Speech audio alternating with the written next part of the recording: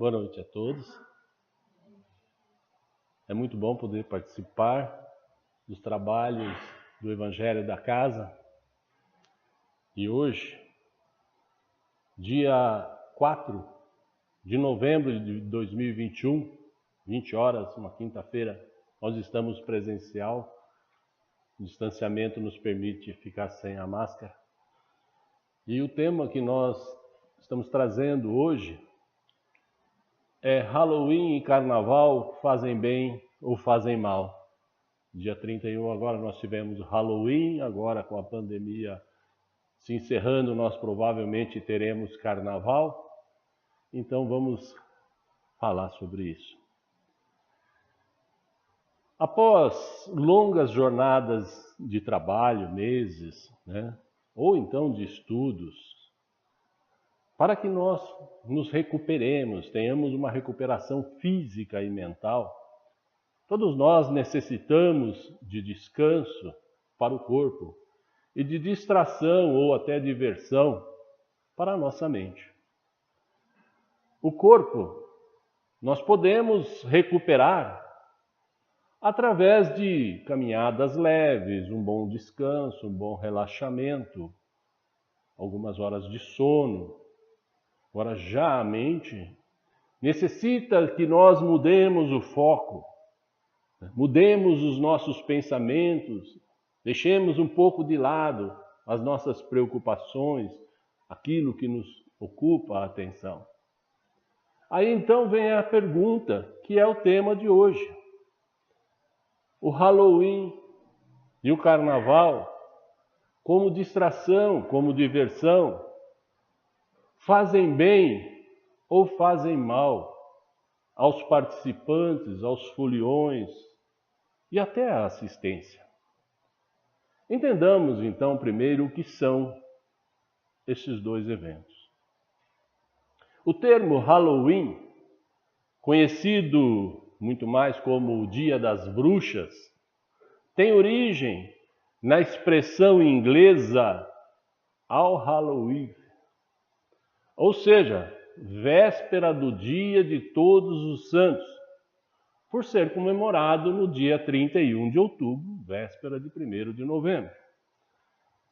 Embora sendo uma festa de origem pagã, o Halloween recebeu este nome após ser cristianizado pela Igreja Católica.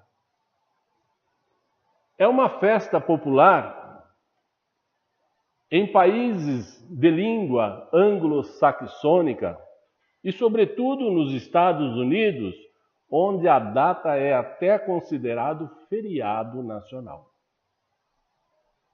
Feriado nacional. Os historiadores afirmam que o Halloween surgiu nos antigos festivais celtas chamados Samhain, que marcavam o final do verão e a chegada dos dias escuros do inverno nos países do hemisfério norte. Os celtas acreditavam que o início do inverno, por ter dias muito escuros, significava uma aproximação neste período com o mundo dos mortos, pois eles entendiam que nessa época os mortos voltavam para visitar suas casas, seus lares, seus familiares. E acreditavam também que as assombrações surgiam mais nessa época para amaldiçoar os seus animais, prejudicar as suas colheitas.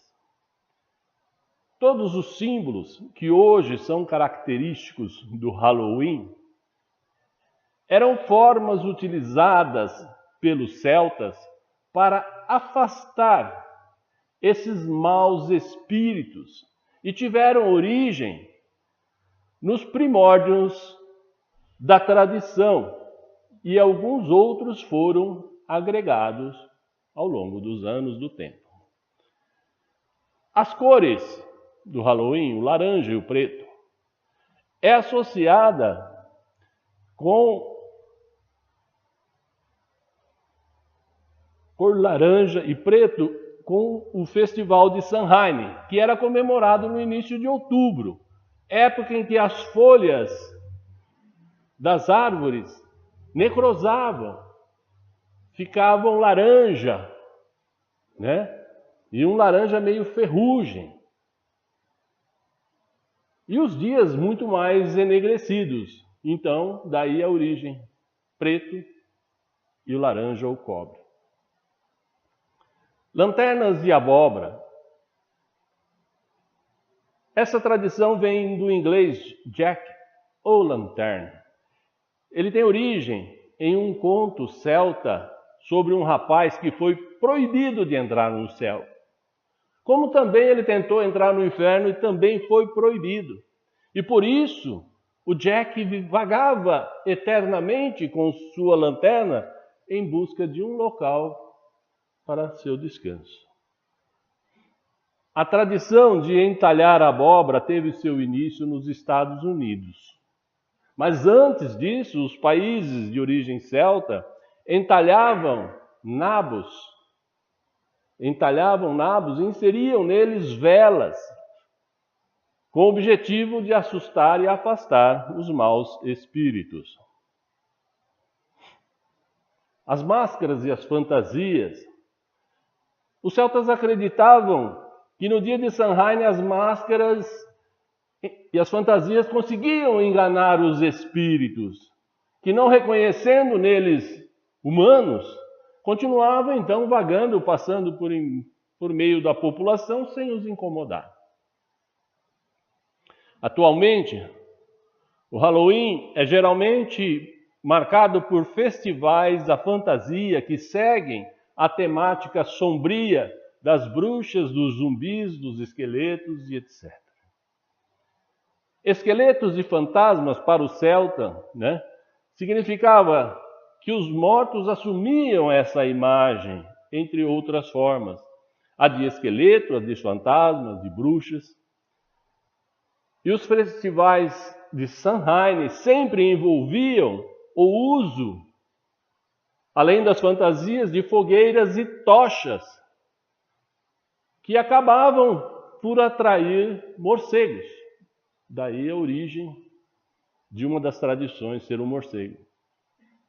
E mais recentemente tem a tradição do gostosuras e travessuras, que vem do inglês trick and treat. Teve origem na Grã-Bretanha, mas foi mais popularizado nos Estados Unidos lá pelo ano 50.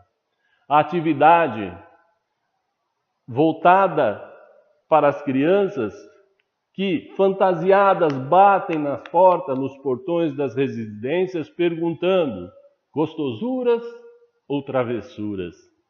Caso a pessoa não desse algum brinde, alguns doces, as crianças então faziam travessuras ou fazem travessuras na sua casa.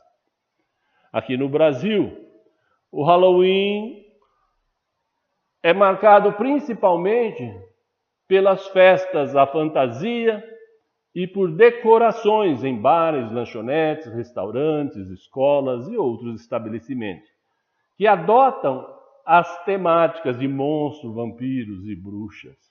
A influência aqui no Brasil vem das escolas de idiomas, escolas de línguas, principalmente da língua inglesa, que promovem a data como uma forma de inserir os alunos na cultura e nos costumes dos países da língua britânica.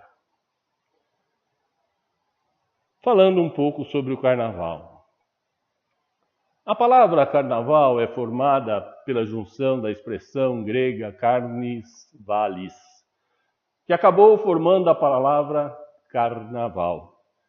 Sendo que carnis significa carne e valis significa prazeres.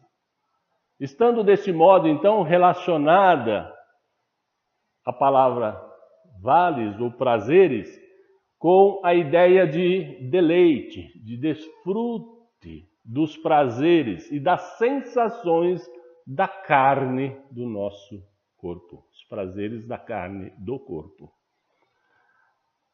A festa que hoje nós contamos com o Mestre Sala, Porta-Bandeira e Rei Momo, já foi há mais de 3.000 anos antes de Cristo, então 5.000 anos, a comemoração que os povos guerreiros faziam, festejando as suas vitórias na guerra, homenageando assim a deusa Ísis no Antigo Egito. O mesmo aconteceu tempos depois com o deus Dionísio, apelidado de Deus Baco. Na antiga Grécia, 1000 anos antes de Cristo, quando a festa era chamada popularmente de Bacanália ou Bacanal. E essa era a realidade da festa.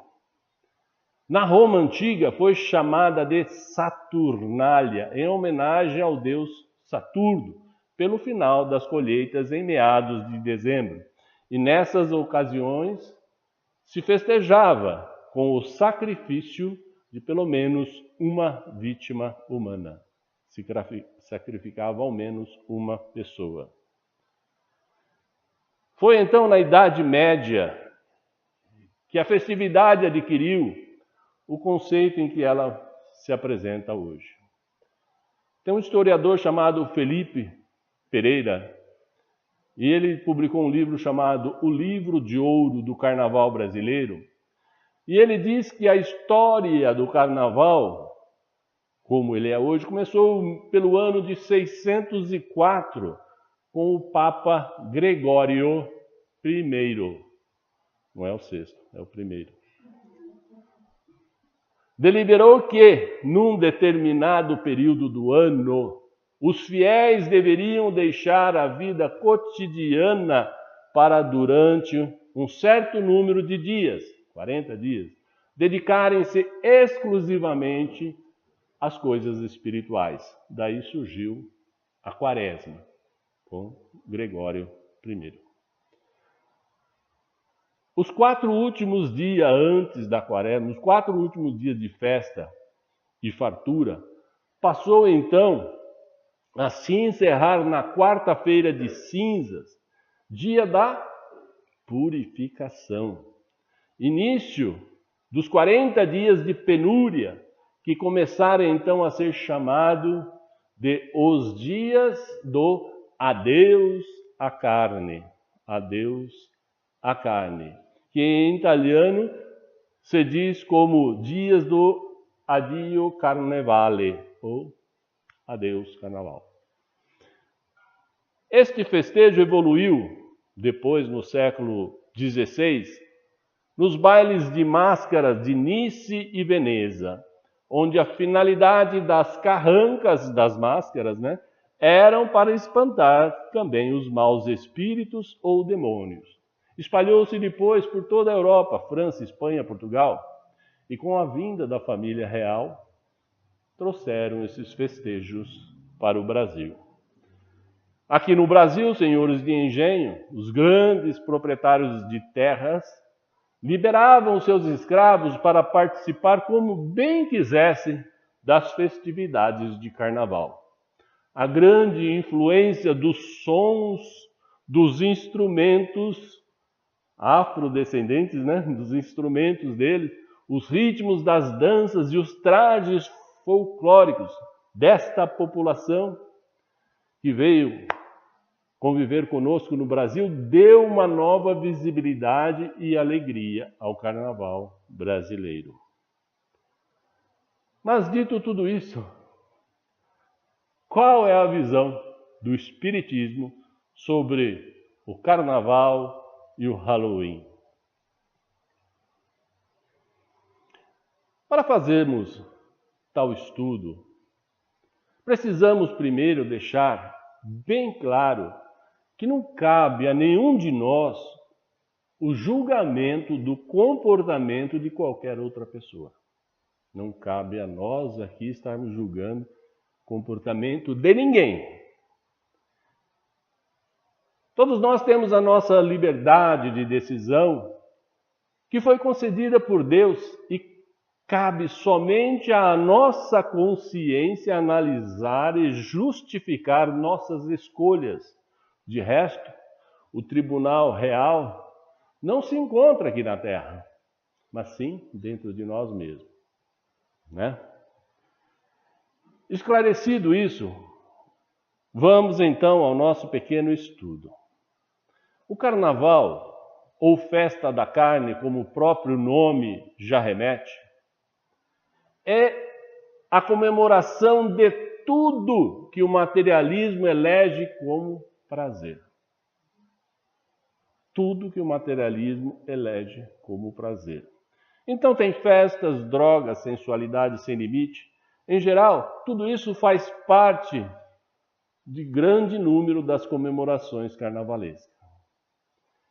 Em festas de ruas, costumamos ver uma libertinagem acima da média de outros momentos. Pois que no carnaval as pessoas se entregam a uma energia muito mais material, muito mais imediatista, onde os prazeres inerentes às vontades materiais e carnais são colocados acima do respeito e até da moralidade. Nós espíritas sabemos que nos mantemos em constante troca de fluidos e de energias com o mundo espiritual e que nossas intenções e nossa energia espiritual são diretamente ligados ao nosso proceder moral e comportamental. O famoso cantor baiano Caetano Veloso, que teve desde criança uma influência forte, muito grande nos terreiros espiritualistas, que conhece muito bem tudo o que nós estamos falando, ele errou. Se não errou, ele quis errar. A letra da música que diz assim: atrás do trio elétrico só não vai quem já morreu. Ele está errado. E ele sabe que ele está errado. Atrás do trio elétrico só não vai quem já morreu. Ele errou porque para os espíritos e para os espiritualistas, a letra deveria ter sido escrita assim: atrás do trio elétrico também vai quem já morreu. Ficaria perfeita, realista e eu acho que até mais bonita. Porque a multidão de espíritos que vai atrás de um trio elétrico é 3 a 4 vezes maior do que os encarnados.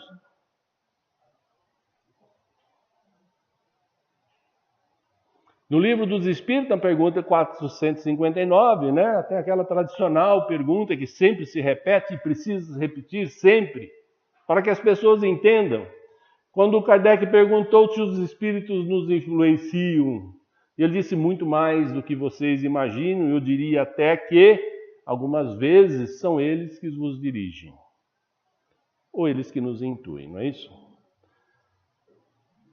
O Espiritismo nos esclarece com isso que estamos o tempo todo em companhia de uma inumerável legião de seres invisíveis, recebendo deles boas e más influências, a depender da faixa de sintonia que nós nos encontramos. Se a nossa faixa de vibração é boa, estaremos em contato com espíritos bons e o oposto também é verdadeiro. Então nós vivemos em constante relação de intercâmbio, conectando-nos com aqueles que temos afinidades essas pelos pensamentos, pelos gostos, pelos interesses, pelos nossos comportamentos e pelas nossas ações. Sem que nos apercebamos, nós somos acompanhados por uma nuvem de testemunha, nuvem essa que retrata a nossa situação moral e comportamental. São iguaizinhos a nós, aqueles que nos acompanham. Essa massa de espírito nos acompanhando cresce sobremaneira nos dias de realização de festas pagãs, como é o caso do Carnaval, o Halloween, as festas rave, o funk com seus pancadões e etc. O Carnaval, e incluo também aqui o Halloween, conforme conceitos passados para nós de Bezerra de Menezes, ele diz que são festejos que ainda aguardam vestígios da época de barbárie e de primitivismo, que reinam entre os encarnados, que ainda estão marcados pelas paixões dos prazeres materiais. Tendo em vista serem festa cujo padrão vibratório de grande parte dos foliões encontra-se baixo, mesmo quando esses foliões já estão no nível mais alto, mas naquele momento está com uma vibração mais baixa, acabamos por nos contaminar pelo ambiente. Mesmo a gente já tendo uma vibração mais alta, comportamentos melhores, a gente acaba se deixando influenciar pelo ambiente. Caso nós não estejamos vigilantes com as nossas intenções, todas elas bem definidas e elevadas. Se não estivermos nessas condições, nós estamos abaixando o nosso nível e nos misturando com esses irmãozinhos que estão buscando outras coisas. A espiritualidade das trevas age intuindo, insuflando para que os excessos de todos os tipos sejam cometidos em nome das festividades, permitindo assim situações de vampirismo espiritual e obsessões complexas, obsessões que duram muitas reencarnações, que são angariadas durante essa temporada em que muitos espíritos baixam a sua vibração, a sua energia espiritual a níveis mais bárbaros ou primitivos. Emmanuel nos auxilia dizendo assim: é lamentável que licenciosidades prejudiciais operam nesses dias festivos em almas indecisas e necessitadas do amparo moral dos espíritos mais elevados. Há nesses momentos, continua ele, de indisciplina sentimental, o largo acesso de forças das trevas. E algumas vezes, toda uma existência, ou seja, toda uma encarnação, não basta para realizar os reparos necessários para restaurar o desequilíbrio ocasionado em apenas 1 hora de uma festividade dessa, 1 hora de folia insana, de falta de vigilância e de esquecimento do dever. Essa é a contribuição do Emmanuel. Como espíritas, somos fortemente aconselhados a não participar de tais tipos de comemorações não sadias para a nossa alma. Não porque nós temos uma doutrina que é moralista ou que é reprovadora, não, mas porque entendemos as consequências do mau uso do nosso livre-arbítrio e da infalibilidade da lei de causa e efeito. Sabemos que todos os nossos atos de excesso, sejam no Carnaval, no Halloween, em qualquer dia das nossas vidas, serão cobrados à medida em que forem cometidos. e que o melhor para a nossa vida futura é evitar contrair mais débitos do que já temos durante essa nossa vida. Mesmo assim, todos nós somos livres para concretizar qualquer desejo que tenhamos. A doutrina espírita é uma diretriz de segurança para as nossas vidas e não um carrasco que nos manda e desmanda.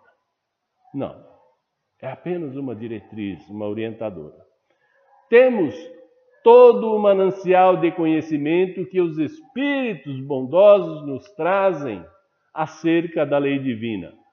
Porém, cabe a nós escolher o caminho a seguir. E já indo para o final, eu quero dizer que o Espiritismo é muito claro quando qualquer tipo de materialismo. Ele é muito claro. Devemos sempre valorizar muito mais o que é do reino de Deus, ou seja, as coisas espirituais, e não as coisas deste mundo. Sabemos o quanto espíritos das trevas se comprazem com os nossos erros, e com isso eles se ligam a nós através desses nossos atos menos elevados, e depois é difícil de nos livrarmos. Sabendo das artimanhas das trevas em angariar mais encarnados para os seus projetos esses que são contrários à evolução planetária, fica então para todos nós um questionamento. Será que vale a pena eu arriscar a minha integridade espiritual, a minha evolução futura, por algo que eu sei que não é tão importante assim da gente participar ou não? A resposta cabe a cada um de nós. E lembramos que não existe resposta errada. Seja qual for a resposta de cada um de nós, não existe resposta errada, pois as respostas de cada um de nós é condizente com o nosso momento evolutivo daquele dia ou daquela hora. Ok? Então, tem gente que se compraz com aquilo e aquilo que eles vivem, aquela é a energia deles, aquele ambiente que eles gostam. Quem somos nós para dizer que eles têm que fazer diferente? Ok? E eu peço agora permissão para concluir, desejando que esta pequena preleção sobre um assunto tão vasto, tão amplo e tão controverso sirva ao menos de luz para clarear os nossos pensamentos e as nossas diretrizes. Roguemos que Deus nos conceda entendimento e bom senso para decidirmos o que fazer de nossas vidas da melhor maneira possível, a fim de alcançarmos a evolução desejosa de nossos corações. Eu desejo a todos muita paz, muita luz, com as bênçãos de Deus e de Jesus. Que assim seja. Muita gratidão.